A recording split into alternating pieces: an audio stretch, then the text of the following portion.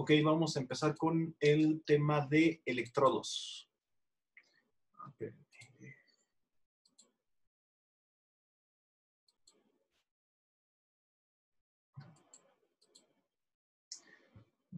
Ay, caray, espérenme.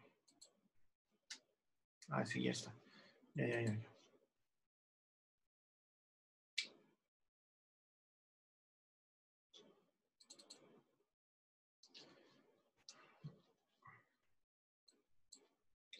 Bueno, vamos a ver ahora sí el tema de electrodos. ¿Mi carota no les está estorbando aquí en alguna parte del PowerPoint?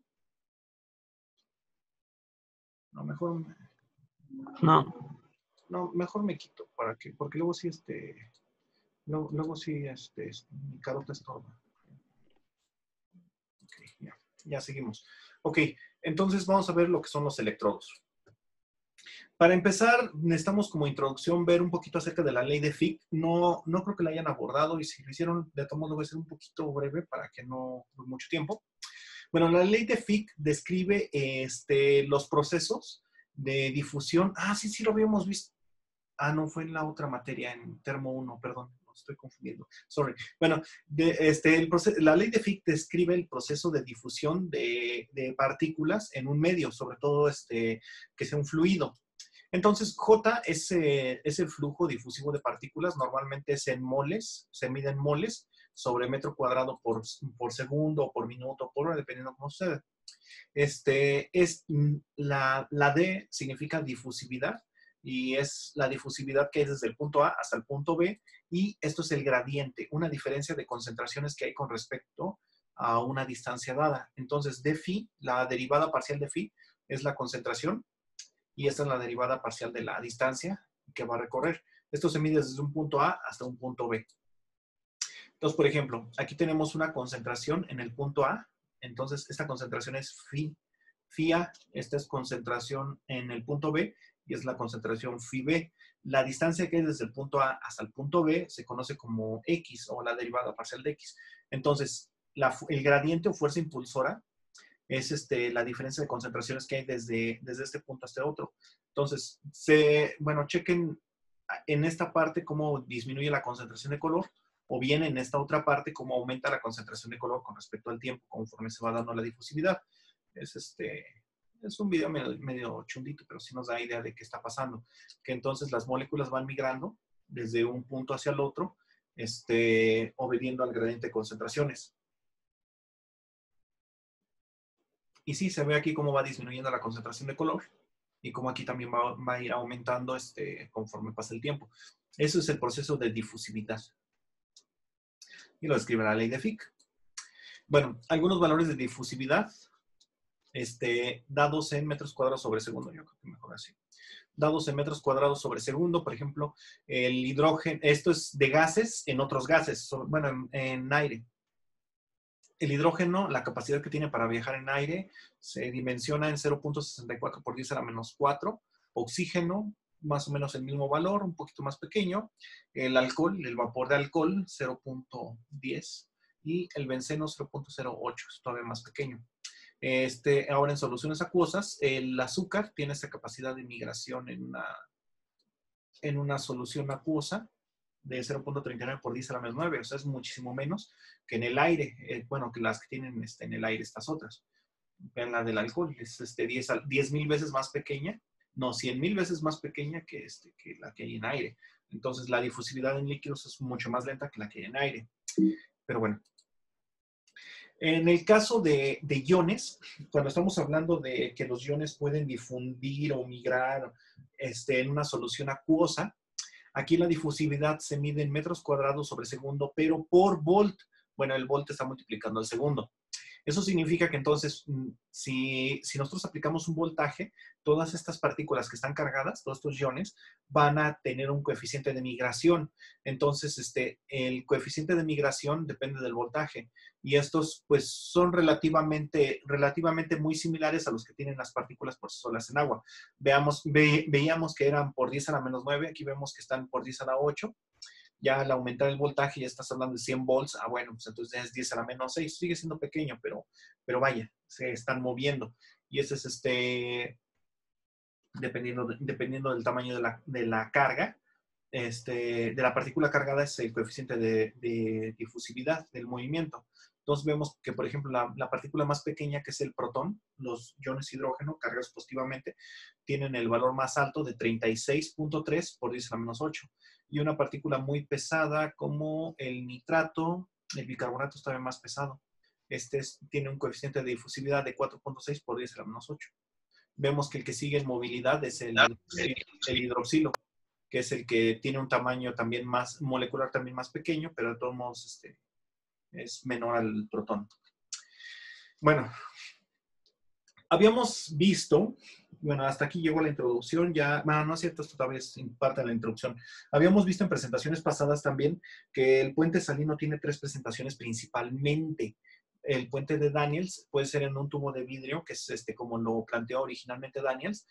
Este tubo de vidrio lo llenan, les digo, con gel Wright, con agarosa o con un polímero que sea termosensible para que cuando lo laves con agua caliente ya no queden rastros de sustancia ahí en el tubo.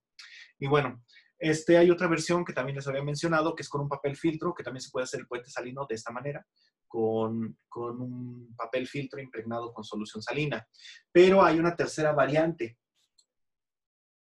que es con porcelana porosa. Esta porcelana porosa permite la migración selectiva de partículas. Y entonces aquí vemos que actúa entonces como unión en un puente, como si fuera un puente salino. Y esta es la que vamos a estudiar más en este video. Y bueno, esa es otra misma presentación de la placa porosa. Obviamente, entre más grande es el área de contacto, más fácilmente más transmisión de iones va a haber entre una solución a otra. Y esto también se puede utilizar para hacer literalmente una pila. Y bueno, la difusión de iones es especialmente importante en el puente de Daniel, el cual, si está en gel, puede actuar como una membrana semipermeable. Una membrana semipermeable es aquella membrana que permite el paso selectivo de sustancias a través de ella, que en este caso son iones. Por ejemplo, hay membranas permeables a sodio, o a cloro, a potasio, a protones, etc.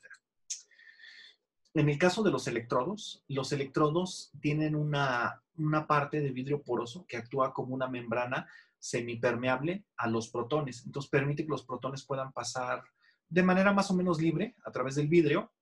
Ahorita vamos a ver el mecanismo por el cual sucede. Es un vidrio poroso que pues, puede actuar, o sea, como es poroso, si tú le aplicas una presión adecuada, puede actuar como si fuera un filtro cualquiera. Y bueno, en un electrodo, en una semicelda, el puente salino es interpretado por la placa porosa que estamos utilizando. El electrodo de hidrógeno que llevamos estudiado antes se hace principalmente con platino, lleva en su interior gas hidrógeno, así literalmente. Debe de estar a una presión de una atmósfera para que esté bien calibrado, y ya puede actuar directamente para medir el potencial de hidrógeno en una solución ácida. Bueno, nada más como referencia y recordatorio, el potencial estándar del hidrógeno a 25 grados centígrados por convenio se hizo que fuera de 0, porque no es posible medir el potencial de una semicelda sola, sino que tienes que usar otra como comparación. Entonces, todas las celdas están referidas al hidrógeno. Y en base al potencial que presente con el hidrógeno puede ser positivo o negativo. Y así fue que comparativamente se obtuvieron estos valores, tomando como referencia el hidrógeno. Bueno, esto ya lo había mencionado, es imposible medir el potencial de un solo electrodo, pero arbitrariamente se eligió el del hidrógeno para este fin. El potencial, que se conoce como potencial estándar de reducción, está referido a una solución 1 molar, pero en el caso del hidrógeno en el electrodo el gas debe estar a una presión de una atmósfera para que esté en condiciones estándar. Y bueno, entonces, este es otro esquema del electrodo de hidrógeno.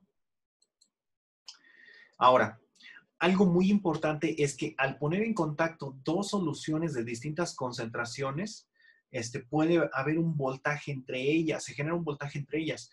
Y aunque sea la misma sustancia, puede ser cloruro de sodio, pero si están a distintas concentraciones va a haber un voltaje entre ellas. pero sobre todo este voltaje se ve aumentado si estas soluciones son de distinta naturaleza. Por ejemplo, en este caso, aquí ponemos un ejemplo de una disolución 1 que puede ser cloro de sodio o ácido clorhídrico, o una disolución 2 que puede ser, bueno, la cual nomás ponemos como cloro de potasio. Entonces, por ejemplo, al poner en contacto el cloro de sodio 0.1 molar con cloro de potasio 0.1 molar, se detecta una diferencia de potencial de menos 0.64 milivolts. Igual, conservamos la misma solución, pero aumentamos la concentración de cloro de potasio y el potencial disminuye a 0.02 milivolts. Igual, aumentamos la molaridad aquí del cloro de sodio, conservamos y el potencial aumenta a 1.9. Vemos también que pasa algo similar con el ácido clorhídrico. 0.1 molar de ácido clorhídrico con cloro de potasio, alcanzas un potencial de 27 milivolts. 0.1 con 3.5 baja a 3.1. Y bueno, con esto lo que quiero evidenciar, primero que nada, es que al aumentar el potencial de la concentración de la solución 2, que normalmente es cloro de potasio, vean, al aumentarla a 3.5, que es prácticamente una solución saturada, vemos que el potencial disminuye drásticamente.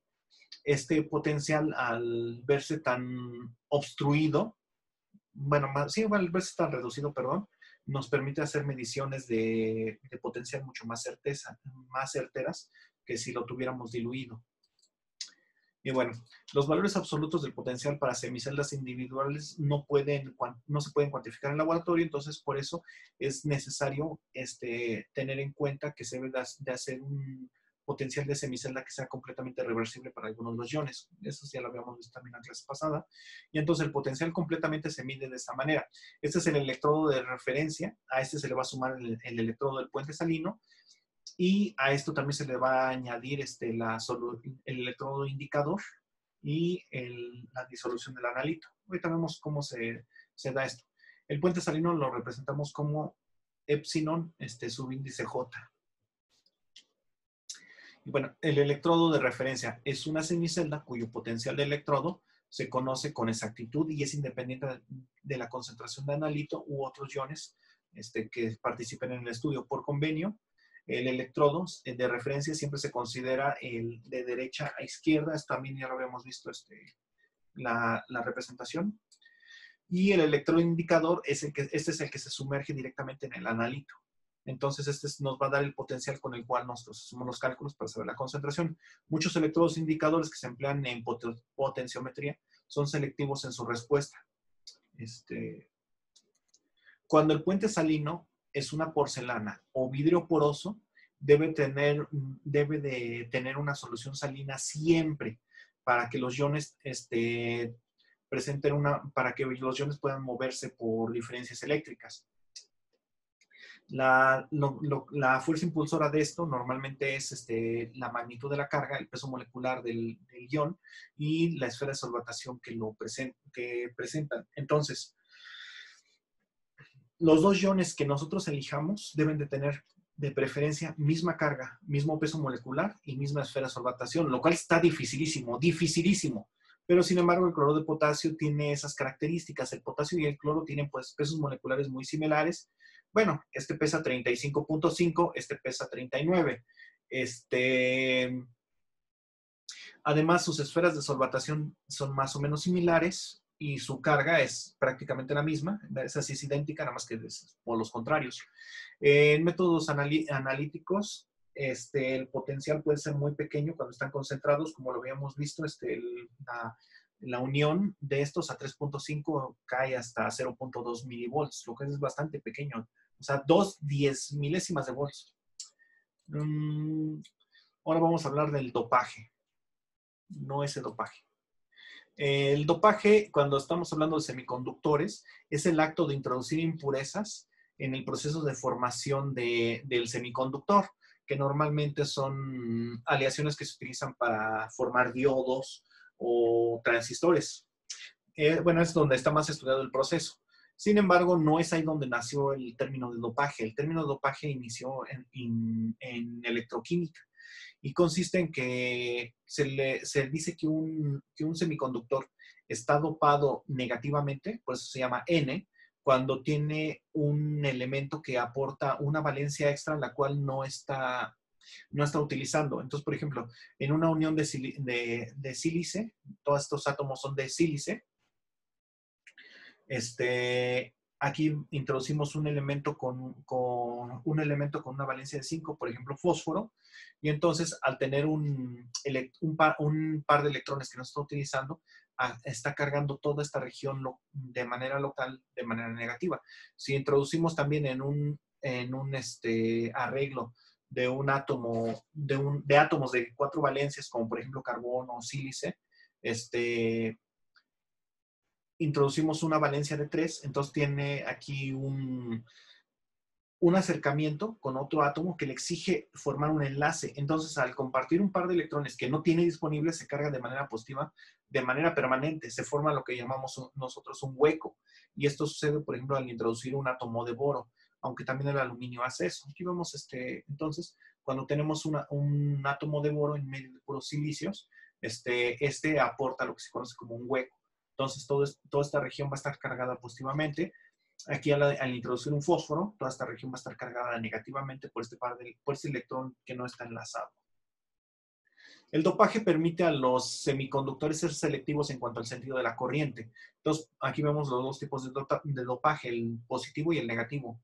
El negativo, cuando tienes este dopaje se logra con elementos de valencia 5. Se da precisamente porque hay exceso de electrones. El portador mayorista, lo que está aportando al medio localmente son electrones y no permite el paso de agujeros. En cambio, el dopaje positivo se da principalmente con elementos de boro o aluminio y lo que hace es que aporta agujeros, huecos. Entonces permite que pasen huecos, pero no permite que pasen electrones tan fácilmente, los atrapa. Y bueno, aquí vemos en esta animación, no te pares, ahí está. Vemos aquí entonces los dos tipos de dopaje. Este es el N y este es el P. Y entonces aquí vemos los huecos y los electrones. Entonces vemos aquí que realmente los huecos se pueden mover muy poco, mientras que los electrones se mueven libremente. Y aquí es al revés. Los huecos se pueden mover, pero los electrones casi no. De hecho, son atrapados fácilmente en cuanto pegan con un hueco, pues ahí quedan atrapados los electrones. En cambio, aquí es al revés. Un hueco desaparece al quedar atrapado en alguno de los excesos de electrones. Y de esta manera es como actúan los semiconductores. Y es así como bueno, con este principio se preparan los diodos, los transistores y muchos elementos que utilizan la semiconducción. Los semiconductores por dopaje pueden seleccionar entre permitir el paso de electrones o de huecos. Pero cuando el semiconductor además es poroso, permite la selección de iones disueltos de acuerdo a su tamaño, además de carga. O sea, en este caso, tú seleccionas de acuerdo a la carga, si son electrones o son huecos, pero si tú además lo haces poroso, puedes hacer que pasen los iones por su carga y su tamaño, haciendo que el flujo sea prácticamente unidireccional de los iones.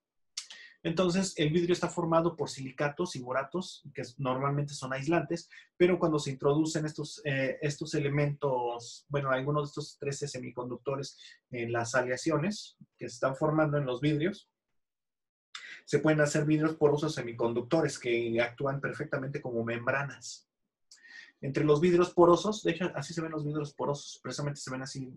Parece que están esponjosos, pero no están duros. Yo alguna vez pensé que eran esponjosos, pero ya cuando los vi, pues se siente como un vidrio normal, ligeramente más ligero, pero es como un vidrio normal, la textura, pero se ve blanco precisamente por todos los poros que tiene dentro, que son prácticamente microscópicos. Y aquí vemos el tamaño de la porosidad del 0 al 6, pero bueno, son 6 poros, del 0 al 5, perdón.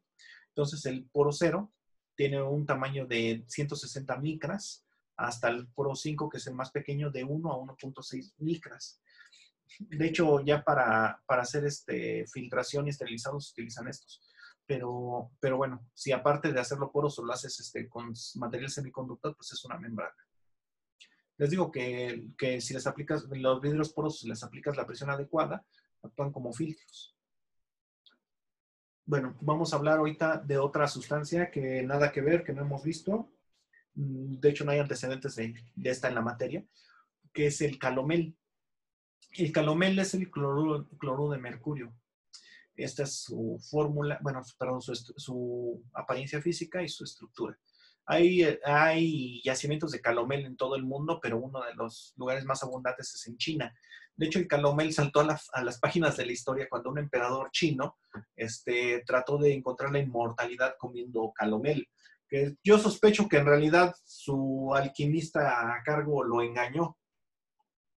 Yo sospecho que en realidad no le quería dar la inmortalidad, sino que ya se fuera más rápido.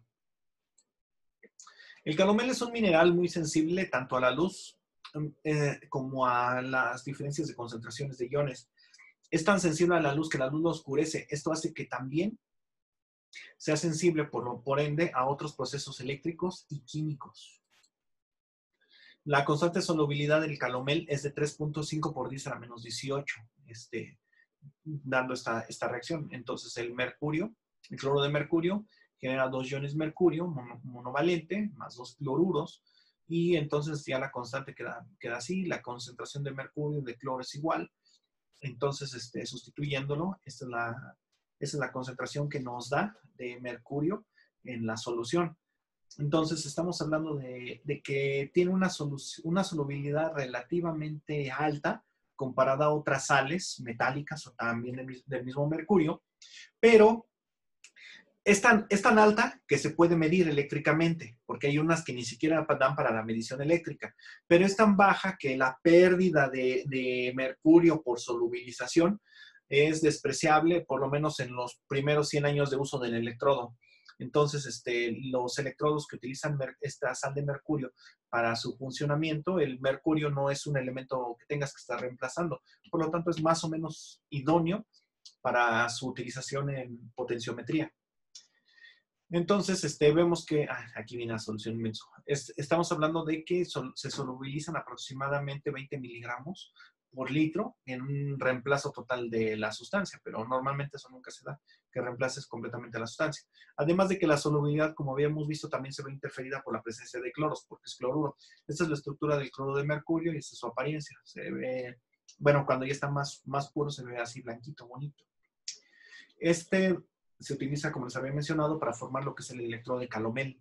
El electrodo de calomel tiene esta estructura, entonces aquí vemos que el electrodo tiene aquí mercurio metálico, aquí tiene el calomel, y aquí tiene una solución de cloro de potasio, que normalmente se utiliza a saturación de 3.5 molar. Bueno, tiene un alambre de platino, que es el que permite la comunicación entre la parte metálica, porque no es conductor ni esto, pero, bueno, no es conductor de la electricidad, pero sí es conductor de iones. Este es el puente salino que tiene, y esta es la apertura de capilar para permitir la entrada de iones. Bueno, ¿Y el puente salino también lo podríamos hacer con cloro de sodio, profe? el cloro de potasio, porque está inmerso en el cloro de potasio. Tiene que ser, en realidad, todo este cloro de potasio es parte del puente salino, nada más que esta salida es en capilar precisamente para que no se contamine tan fácilmente. Aún así se contamina el calomel, pero bueno, obviamente el capilar es súper pequeñito para que no se contamine. Pero sí, este es el diagrama de los primeros electrodos de finales del siglo XIX.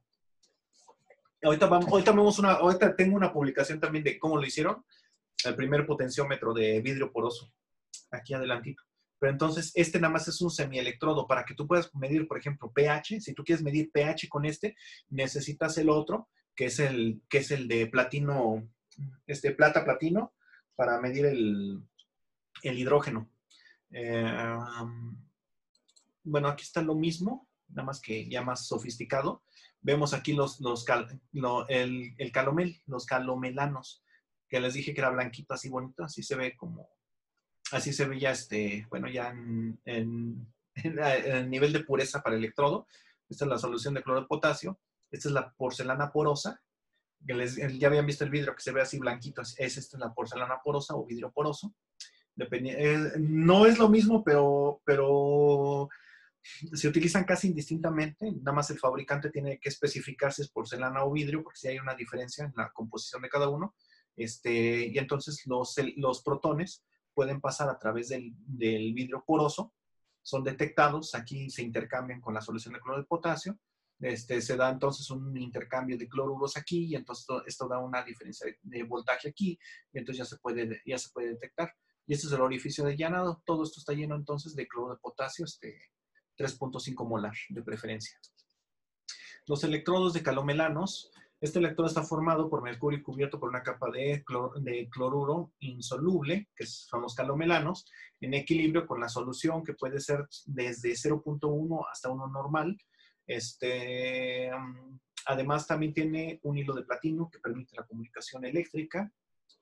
El potencial estándar del electrodo del calomelano varía de 0.28 para la solución más diluida hasta 0.24 para el saturado, que es el de 3.5 molar, el que más se utiliza, el 0.24.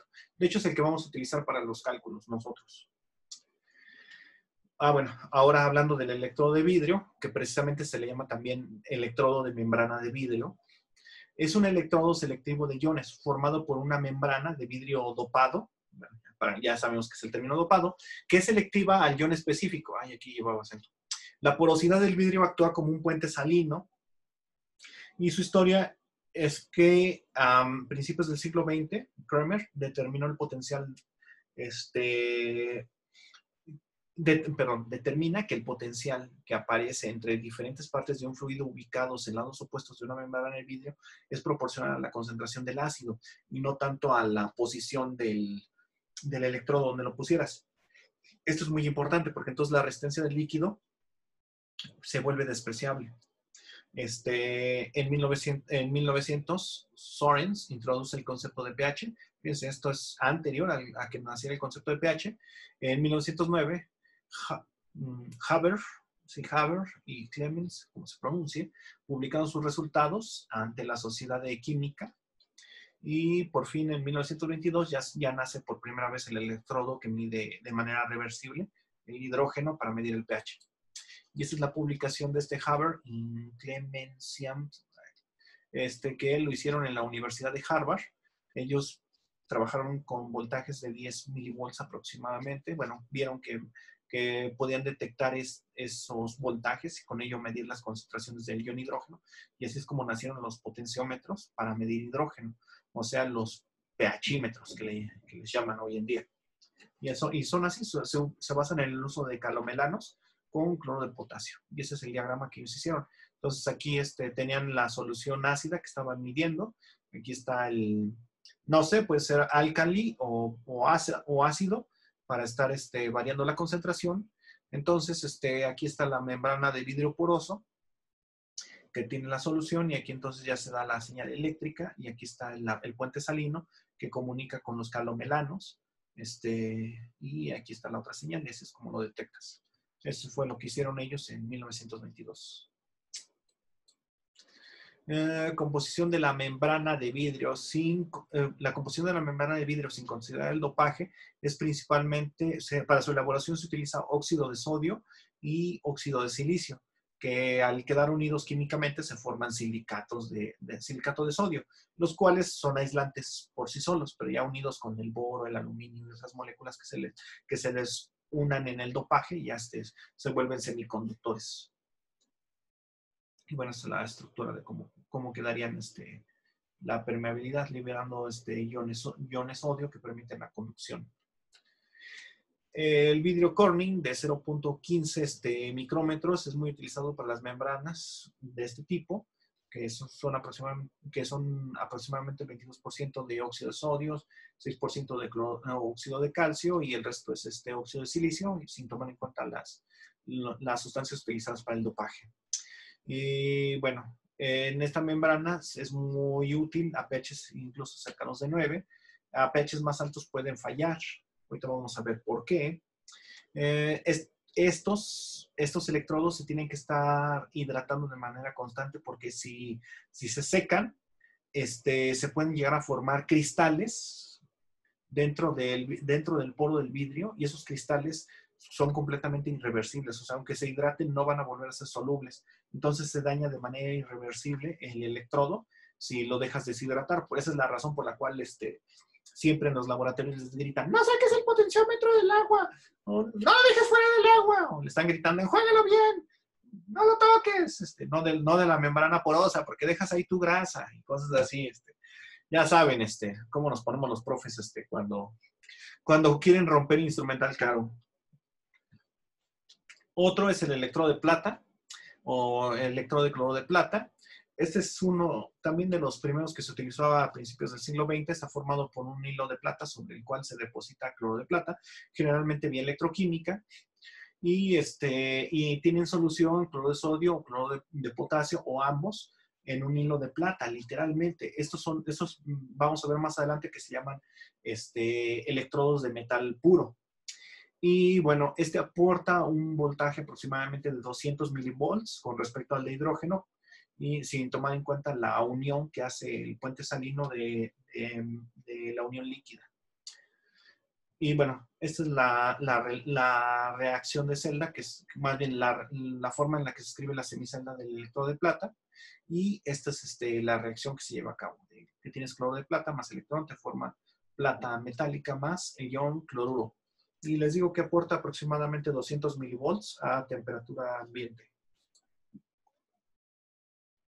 Otro de los electrodos de elemento puro que también se utiliza es el de zinc con agua de mar. Y como ven, pues estos son también de los más viejitos. Todavía siguen siendo utilizados, sobre todo en el área ambiental, no tanto en el área biomédica, pero los van a llegar a topar algún día. Entonces, por eso más vale que sepan que existen nada más. También se pueden utilizar en suelo, y obviamente se utilizó principalmente para medir cloruros en agua. Otro electrodo que también se sigue utilizando hoy en día es el de sulfato de cobre. El de sulfato de cobre tiene como, en vez de un vidrio poroso, tiene un tapón de madera de balsa, la cual también es porosa. Obviamente es delgadita, para que la membrana, la cual también tiene que estar siempre húmeda, para que no se seque y no forme sales, pueda permitir el intercambio de iones. Entonces aquí tienen los cristales de sulfato de cobre, aquí tienen todo el material, y bueno, esta parte es la que actúa como puente salino. Y bueno, esa es la estructura. También es muy simple. También fue de los primeros electrodos utilizados. También es considerado de los de metal puro. Tiene un potencial de 318 volts con respecto al electrodo normal de hidrógeno. Eso es lo que significan estas iniciales, electrodo normal de hidrógeno. Se utiliza con agua de mar, aunque fácilmente se puede contaminar con cloruros. La ventaja que tiene es que se puede reemplazar muy fácilmente la solución y todo lo demás. La única desventaja es que si lo quieres hacer, ahora sí, si lo quieres hacer en casa, la madera de balsa tiene que estar fresca, porque si está seca, te puede dar problemas de que nunca funcione.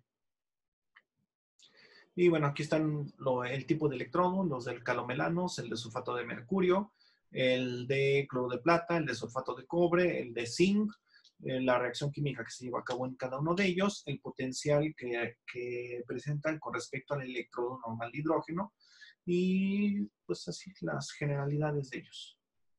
Pero pues, de todos modos, el más utilizado hasta hoy en día son los calomelanos.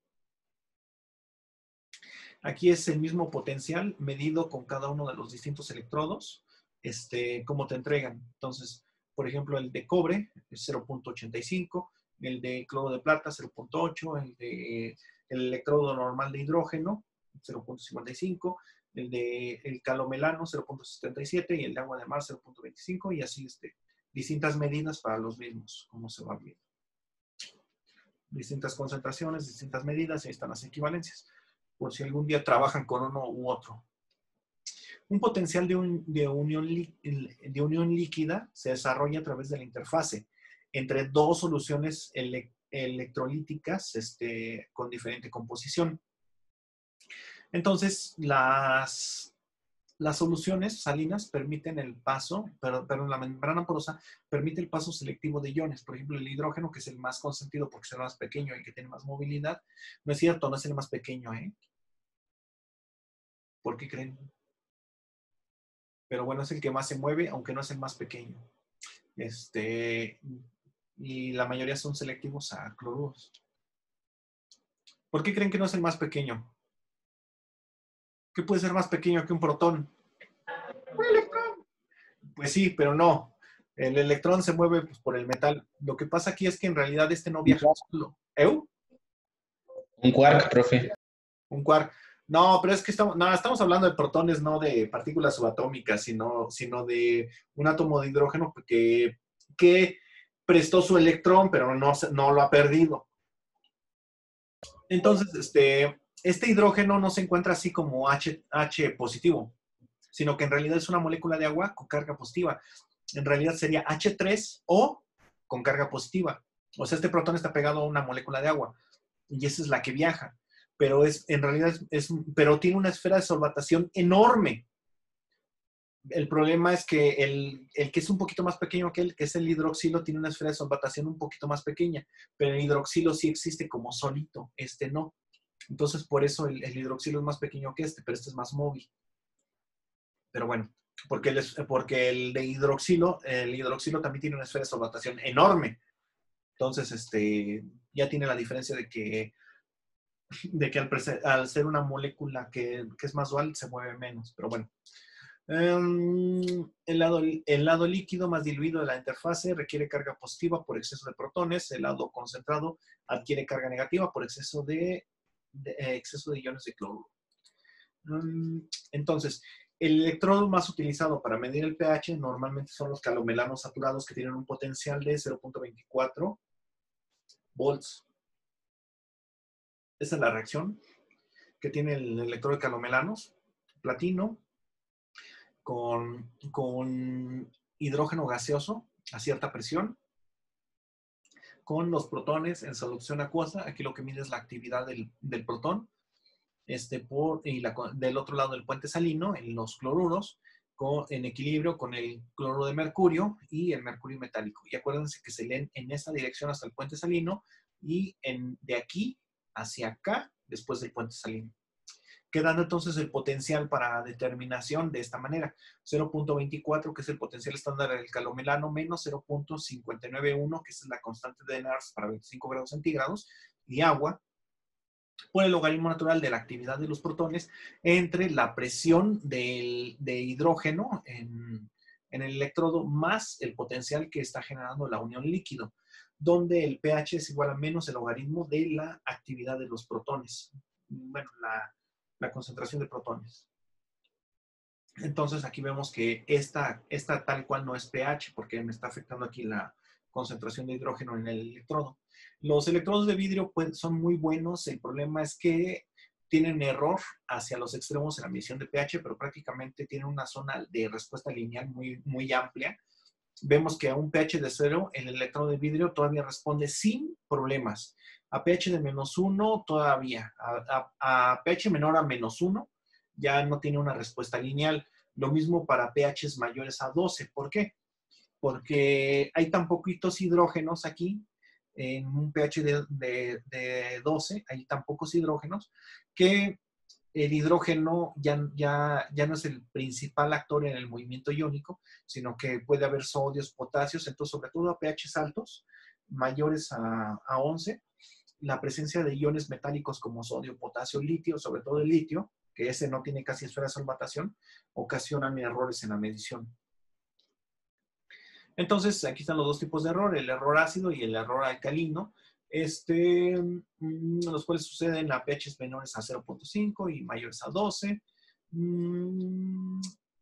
Cuando se utilizan iones, sobre todo sodio, potasio, amoníaco, rubidio, cesio, litio y plata, puede haber interferencias.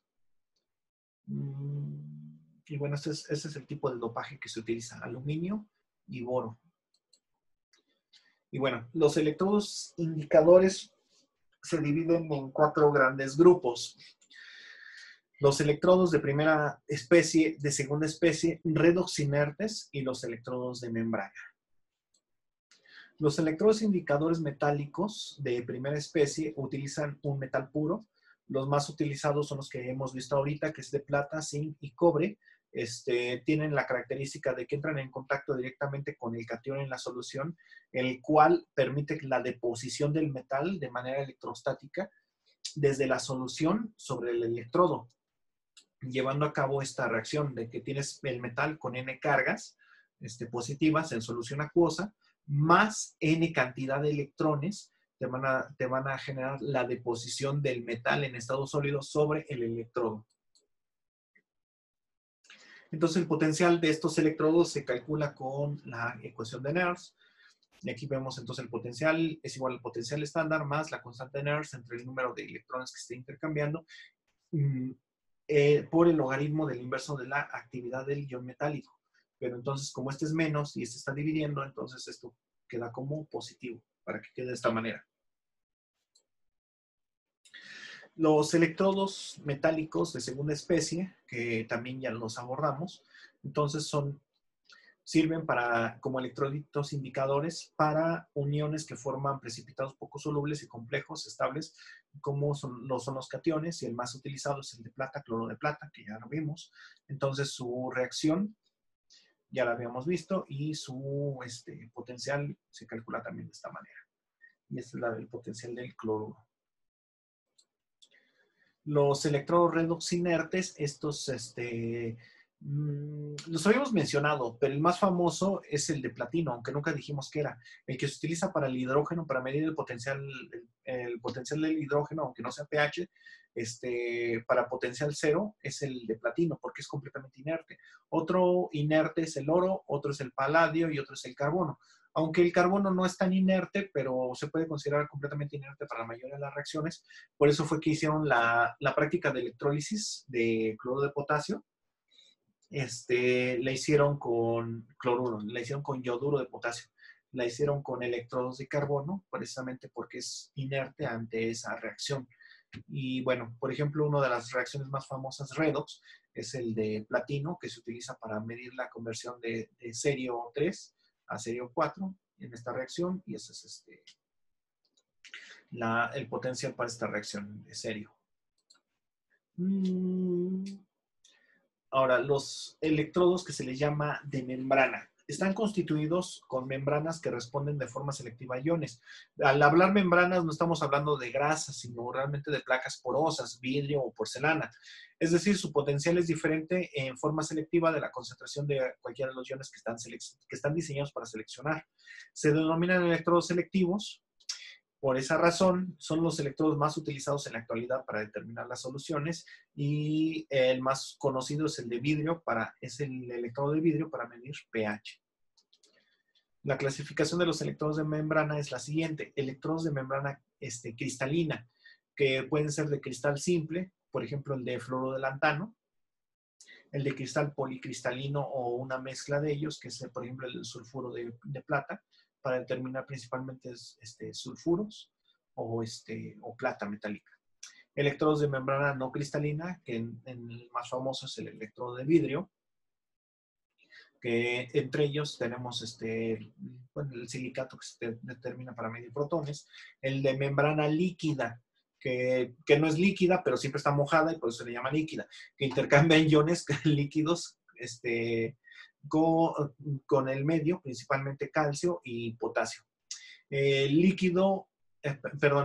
electrodo de membrana líquida, inmovilizado o polímero rígido, que son iguales que los anteriores, nada más que la diferencia es que aquí no utilizas porcelana, utilizas PVC o algún tipo de plástico que te da la característica de la porosidad que dan estos. La gran diferencia es que el PVC, tú lo puedes manipular para que quede durante la formación completamente cargado electrostáticamente para que repela las cargas que tú deseas. De hecho, yo creo que sí lo han visto, porque cuando frotas cualquier tipo de peluche con PVC queda cargado eléctricamente. Hay un experimento muy famoso donde frotas con PVC una piel de gato y genera mucha carga eléctrica. Pues precisamente por esa razón se utiliza, porque además es muy hidrófobo el cloro de polivinilo, permitiendo que solamente pasen algunas sustancias, las cuales digamos que entran dentro de su margen de hidrofobicidad. La diferencia entre ellos es la composición física y química de la membrana, aunque físicamente se ven iguales. El mecanismo general en el que se desarrolla la membrana es un potencial selectivo, como lo habíamos visto, que depende de la naturaleza del ion. Se hacen delgados para que tengan mínima resistencia interna, y algunos son tan selectivos que pueden funcionar como sensores de oxidorreducción. Y bueno, las propiedades de la membrana selectiva.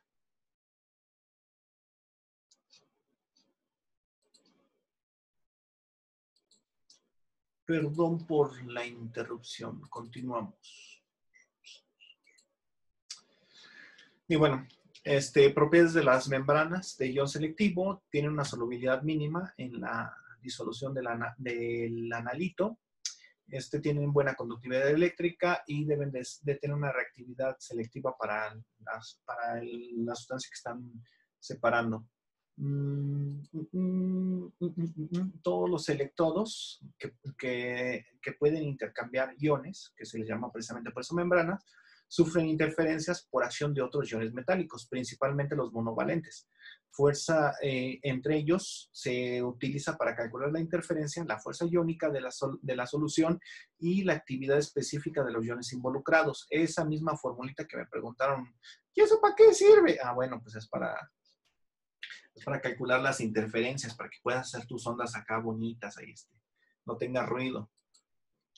La fórmula más aceptada para medir las interferencias es la propuesta por Boris Nikolsky en 1937 para concentraciones mayores de 0.1 mol sobre el litro de litio, sodio o potasio.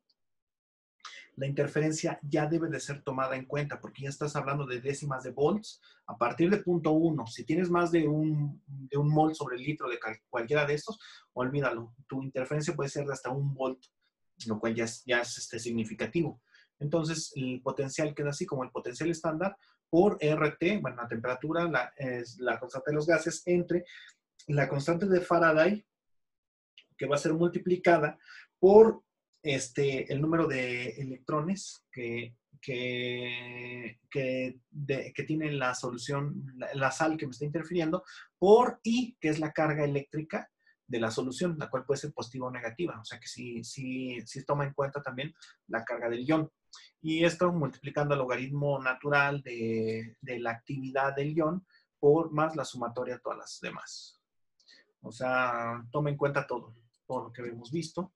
La interferencia debida únicamente al sodio se puede calcular de esta manera. Entonces, ZI, aquí me faltó la I, ZI vale más 1. Y K es el coeficiente de selectividad, quedando únicamente de esta manera. Entonces, el potencial es igual al potencial estándar más RT sobre la constante de Faraday, el logaritmo natural de la cantidad de hidrógenos presentes en el medio, más multiplicado por la selectividad de estos hidrógenos. Y también todo esto va a ser dividido entre la concentración de los iones sodios por la actividad del sodio. La actividad, como habíamos visto, va a ser afectada si está en forma de cloruro, sulfuro o cualquier otra sal. Y aquí vemos cómo calculamos la actividad a partir de la molalidad y el coeficiente de actividad iónica. Ya saben, lo que habíamos visto hace como 3 clases. El coeficiente de selectividad es una medida que se da en la respuesta del electrodo a diferentes iones. Para un electrodo de vidrio, el efecto del ion alcalino en potencial a través de la membrana puede explicarse incluyendo el término de esta ecuación como potencial límite, de esta manera.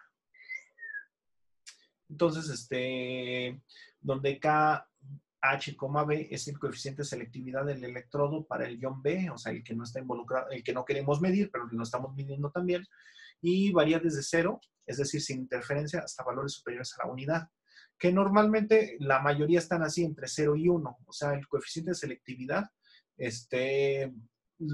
puede ser 0.5, 0.7, dependiendo de las especificaciones del fabricante. Ahora sí que en las especificaciones del electrodo ahí te deben decir cuál es el coeficiente de selectividad. Suele ser pequeño en relación con la actividad. Para valores de pH menores a 9 prácticamente no hay problemas. Ya habíamos visto que precisamente a pH mayores de 9 es donde hay problemas. Y sobre todo para concentraciones altas de un ion monovalente, que son los que más dan problemas.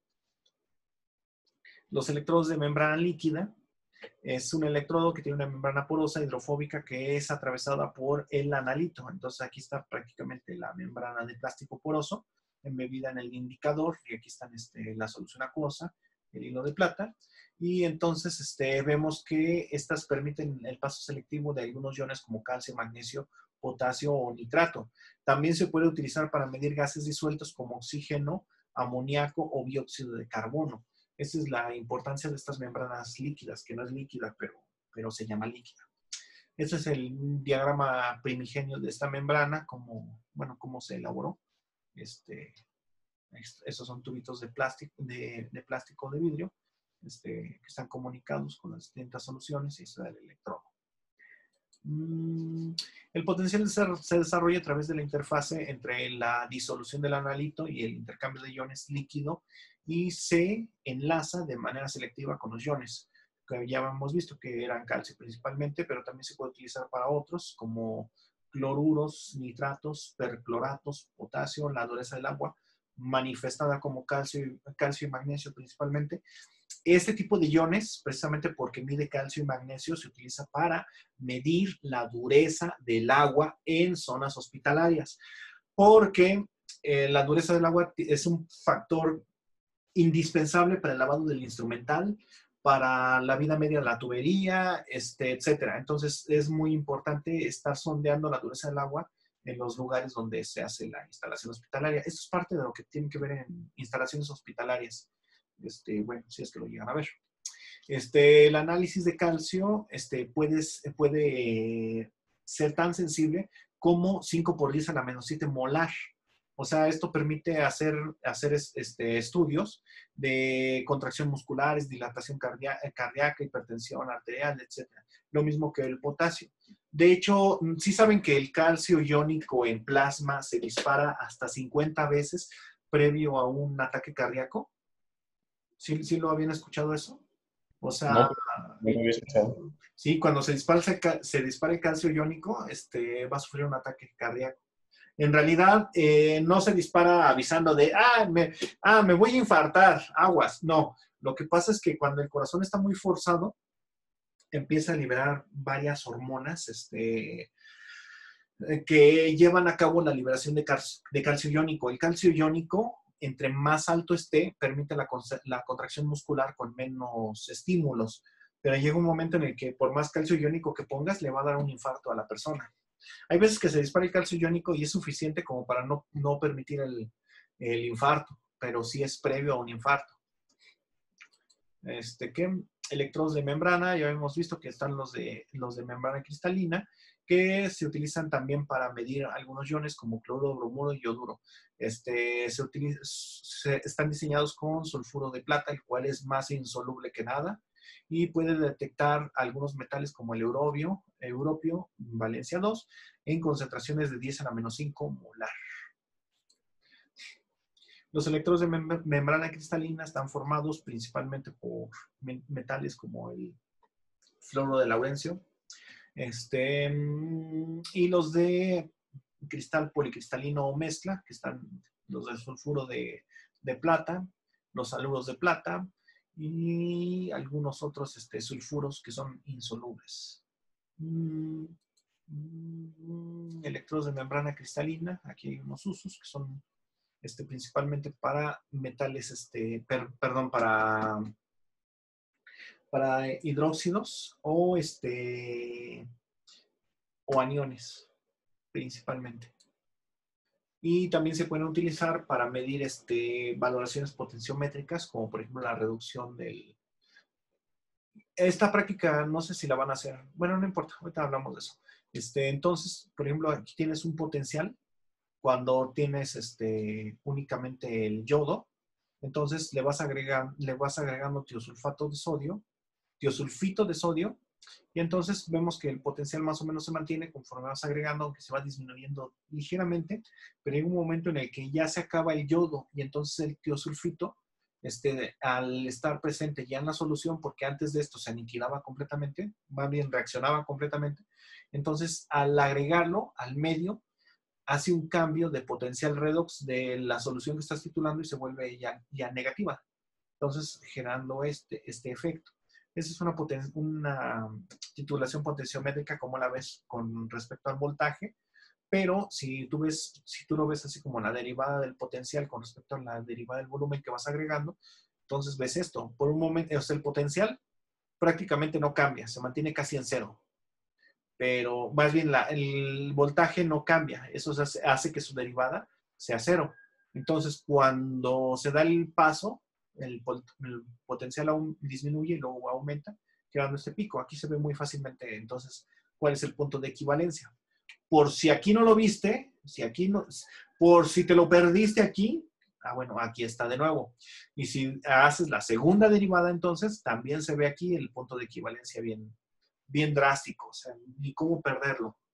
Y se utilizan estos electrodos de membrana cristalina precisamente para eso, para hacer las evaluaciones potenciométricas.